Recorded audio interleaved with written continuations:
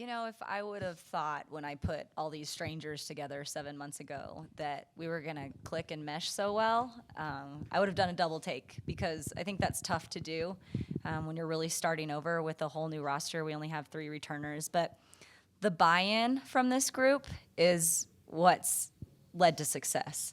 They really care about each other. They trust one another. I say this to my husband all the time. I was like, I couldn't imagine doing this new chapter with any other group. They've been so wonderful to coach. They're great teammates.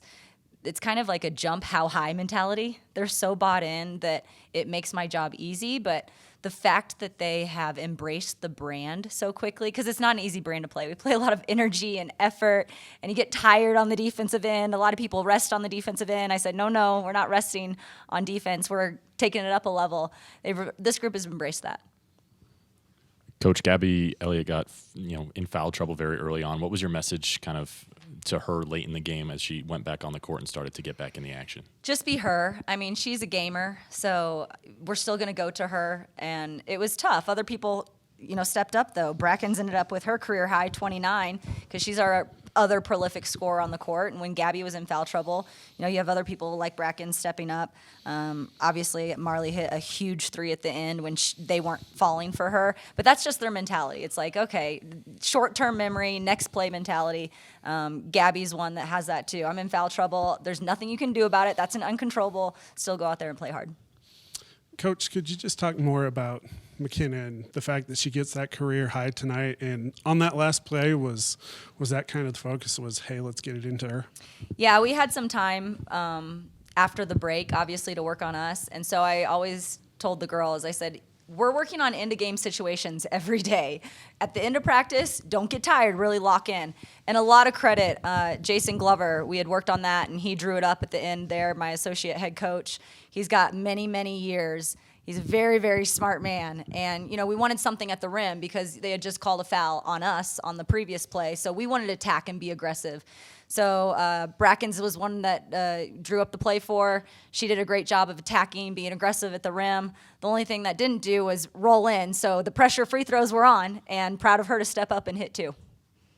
So, Coach, we've seen a lot of more stifling defense than, in previous years under the previous coaching staff. How are you kind of bringing that defensive mindset to this team to help you keep this win streak and the biggest one in Sun Devil women's basketball history going? Day 1, it was get out in passing lanes, get in a stance, deflect the ball, play harder, talk. And if you didn't do it, all right, start over. Get out in the passing lanes. Get in a stance. Deflect the ball. Talk. Fly around. So you have to form habits.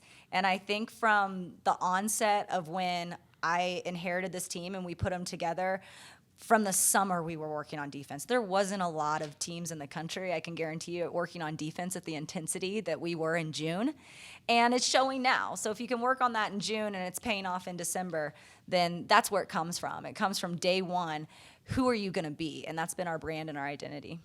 Coach, turnovers have been a struggle this year, but today tying a season low with just 10. Was there a focus on that over the break, and is that something that is continuing to be a talking point going throughout Big 12 play? Yes, absolutely. There was some turnover consequences the past few days. So just having an emphasis on, when you turn the ball over, that's an extra possession. And in Big 12, you can't afford this to become, an extra possession game, because then you're going to have games like this every single night.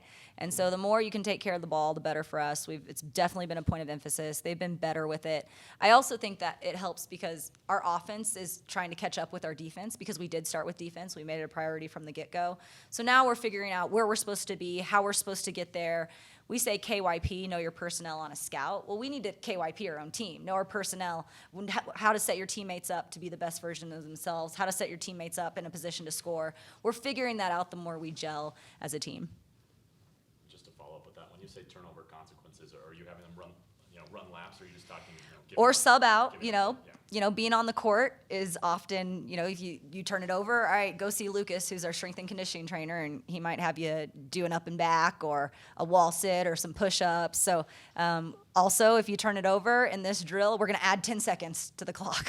So you lengthen a really hard drill if you turn it over. So there's different ways, because sometimes it's like, oh, get on the baseline and run. So you try to be creative with different I wouldn't say it's a consequence, it's an emphasis. Like, we're trying to emphasize good and bad consequences to things we do on the basketball court. Any more? All right, Happy New Year, y'all. Thank you. Be safe. Thanks.